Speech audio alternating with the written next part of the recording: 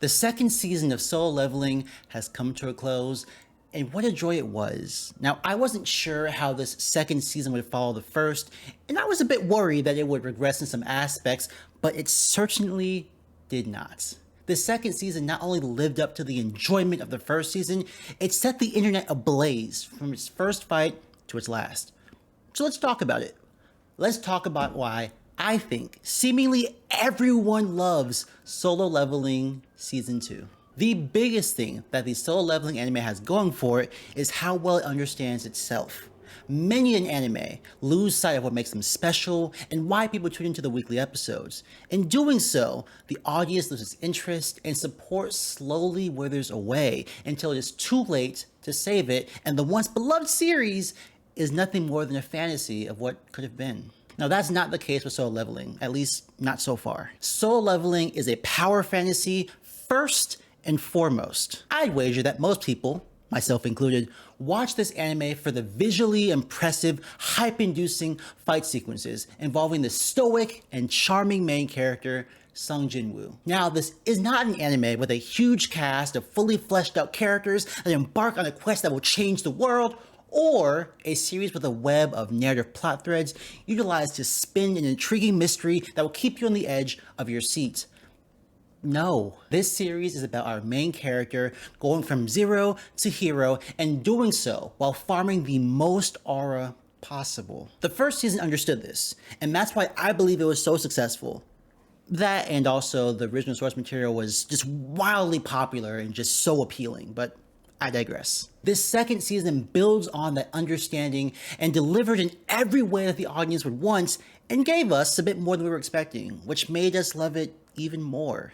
Yes, the fights were hyped, but the purpose behind each fight made them even better. This season had more fights. At least I think there were more fights. It felt like there were more fights, so let's just run with that assertion. The initial fight in the Red Gate where Jinwoo was pitted against the Ice Elves was a spectacular fight. This fight showcased where Jinwoo was in terms of power, while giving us a look at another of his defining attributes, his intellect. Jinwoo was technically the underdog in this fight. He was physically weaker than his opponent, and his mana was being taxed in order for his Shadow Army to stand a chance against the Ice Elves. Yet, he felt in control of the entire situation. He accurately assessed his army's strengths and weaknesses compared to the elf army and developed a plan to deal with the adversaries, all while protecting the other hunters who were much weaker than him in his group. In his confrontation with Barca, the leader of the Ice Elves, I hope I'm saying that right, but I'm probably not, he also took the same strategic approach. While clashing daggers with a technically superior combatant, Jinwoo not only held his own, he also masterfully utilized the elements and factors he had at his disposal. From him luring Barca away from his army, to creating a new Shadow Soldier in Iron, to using the chaos of battle and Iron's new taunt ability to set up his endgame, every choice made by Jinwoo was intentional, effective, and impressive. This fight showcased that while Jinwoo's physical and magical strength are indeed impressive, they were not yet indomitable. But perhaps more importantly, this fight felt tense. Jinwoo was at a disadvantage here, and that bit of uncertainty regarding how he would win, maybe even if he would win, added to the experience of him overcoming the Red Gate. The fluid and snappy animation used to highlight the technical prowess of these two fighters alongside their seemingly opposed fighting styles made for an exciting exchange that set the tone for the rest of this season. Now, moving on to Jinwoo's fight against the orc leader Kargalin. I'm definitely saying that wrong. We see a shift in approach. Yes, the animation remains amazing and the fight itself seems flawless, but the vibe is different. In the previous fight, Jinwoo was at a disadvantage, but through his ingenuity and skill set, he was victorious. In this fight with the orc leader who would eventually become Tusk, Jinwoo was never at a disadvantage. Throughout this confrontation, Jinwoo was in the driver's seat, and any moment that seemed to go in favor of the orc leader was quickly extinguished. In this fight, we saw Jinwoo fighting the way he prefers, alongside his Shadow Army, an individual pulling from the various strengths of the typical hunter classes. His speed and agility would be akin to an assassin if his weren't so superior. His physical strength only rivaled by the strongest S-class tanks, Maybe. And his plethora of magical abilities, but even the most powerful mages to shame. In this fight, we see Jinwoo show out and take full advantage of most, if not all, of his skills, including his access to the system, which he uses to buy potions to refuel his mana. Also, I need to acknowledge the absolutely beautiful animation showcased in this fight. The usage of heavy line work alongside the more refined lines that we're accustomed to added just more of a ferocity to this fight that it stuck with me.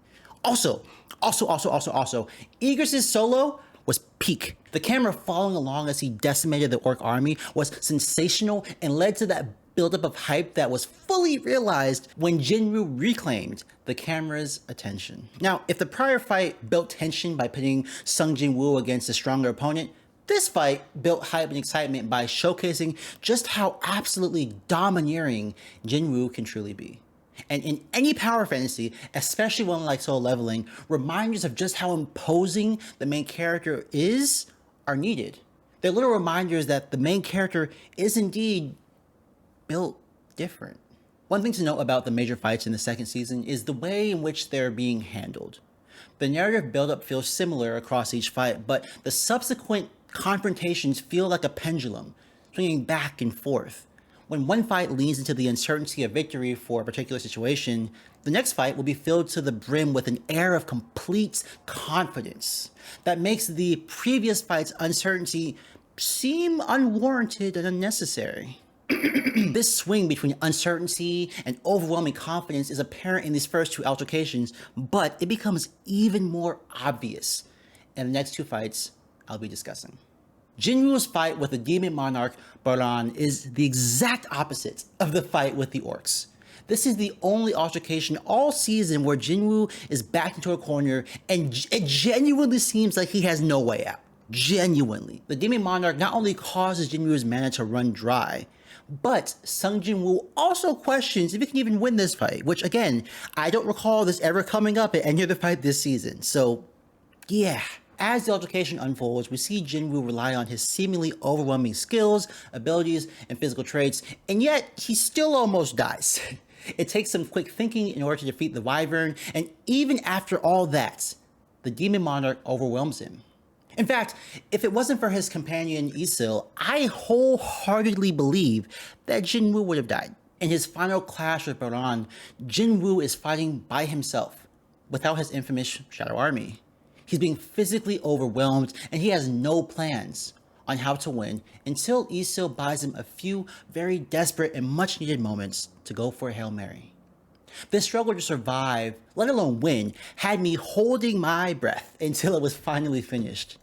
Our main character had never been pushed so far this season, maybe at all, and hasn't been on the brink of death in such a long time, and it's that reality that made this win feel that much more weighty. Coming off the heels of the decisive win against the orc leader, Jinwoo could have won this fight in a similarly domineering fashion, but what would that have accomplished? This fight served to make us care about what was happening on the screen.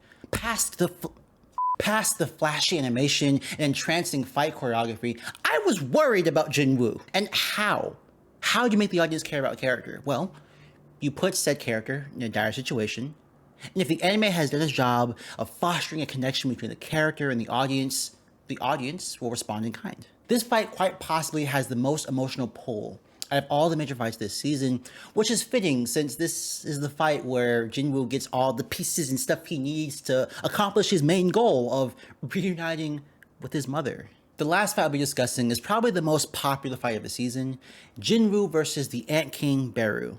And just like what I said before, this fight is the exact opposite of the one I just discussed previously. This fight was a showcase of the overwhelming force that Sung Jinwoo has become.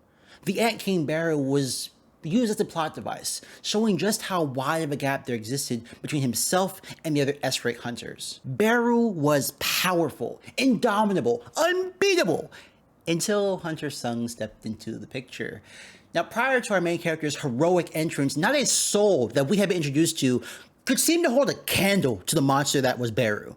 And by creating that gap between Beru and the other S-rank hunters, mind you, we were shown the gap that now existed between Jinwoo and the other S-rank hunters, mind you. This fight was won in dominant fashion, with Jinwoo soloing barrier with low to medium-ish difficulty. With all eyes on him, Jinwoo made a statement of how much stronger he was than everyone else in this arc, which capped off the season. This fight was a flex. It's as simple as that. The purpose was clear and simple, to show off just how powerful Hunter Sung had become. And that goal was achieved in spectacular fashion. I don't think there's much else to say about this fight. Yes, the animation was elite. Yes, the artwork impeccable. Yes, the music and voice acting were superb. But that's kind of what I was expecting. Don't get me wrong, the level of excellence on display is truly remarkable, but I've been spoiled with that all season long, so I've kind of come to expect this level of craftsmanship, but it is indeed something to behold. Throughout its second season, Soul Leveling has displayed that it has a strong understanding of what it is and what the audience expects from it. The audience expects amazing fight scenes with stunning visuals and equally as strong audio components. And while Soul Leveling delivers a truly elite watching experience, it also gives us more than we asked for. The entire season is filled with a narrative rhythm that can easily go unnoticed, but fills the episodes and arcs with a level of familiarity. Without realizing it, we are being prepped for what's next.